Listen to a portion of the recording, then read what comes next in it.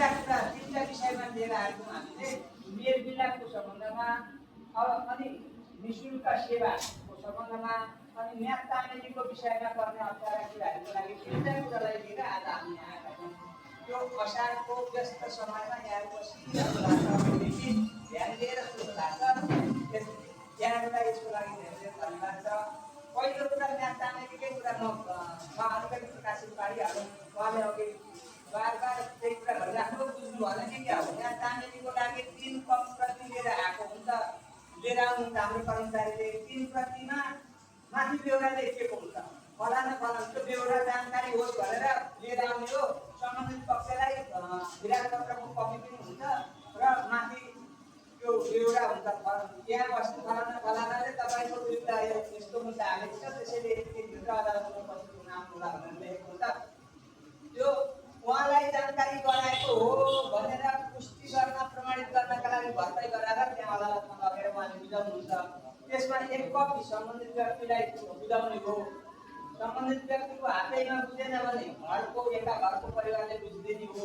दोस्रोको गमा स्पेसिफिक भएन, घरमा कसैले बुझ्न मानेन, कोही फेला परेन भने घरमा घरैमा डान्स गरिदिने हो। 3टा त्यो चाहिँ विद्युतको हुन्छ। त्यसो भएपछि हामीले मान्छौँ।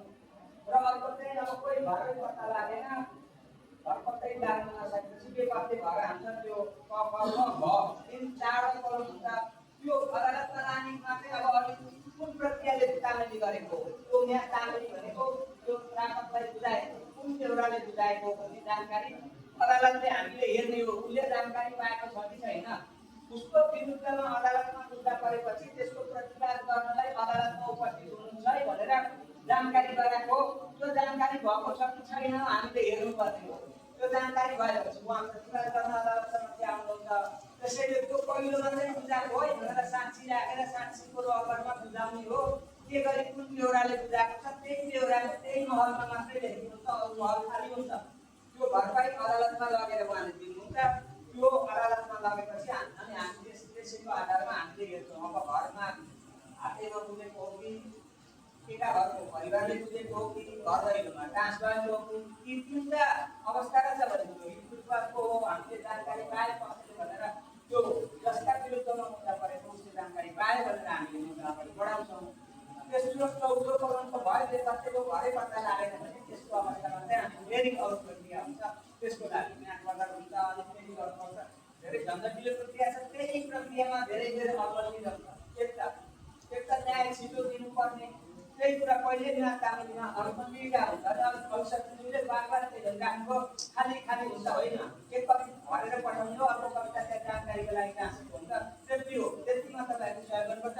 घर हाम्रो कर्मचारीले पत्ता लगाउनु सक्नुहुन्न। सबैले वडा सचिव, वडा सदस्य, वडा सचिव उहाँले पत्ता लगाएको भनिदिनु पर्छ। यो घरमा हो, यो नामको मान्छे, यो घरमा हो, यो बालीको यो प्रतिवादीको विरुद्धमा परेको मुद्दाको मान्छे यो हो भनेर त्यहाँहरूले चिनाइदिनु पर्यो।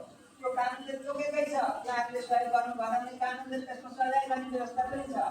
कर्मचारीले त्यसको प्रतिवेदन के हिसाबले दिनेछ त्यो त अत्यन्त सहयोग गरिदिनु पर्ने काम हो।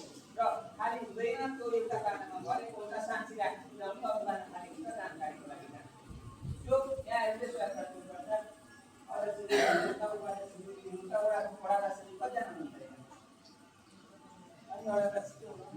अनि एउटा गाविस सचिव गाविस सचिव एउटै हुन्छ।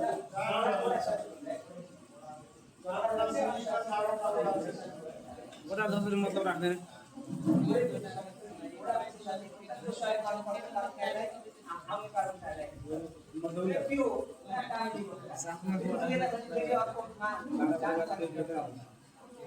अब समय धेरै गइसकेको छ। यहाँ चाहिँ लागिसकेको छ। अनि अब एउटा मेलमिलाप भइसकेको छोटो कुरा छ। यहाँ धेरै लामो कुरा गर्दा बुझिँदैन पनि एकदम भ्याउ पनि लाग्छ। मेलमिलाप त्यहाँ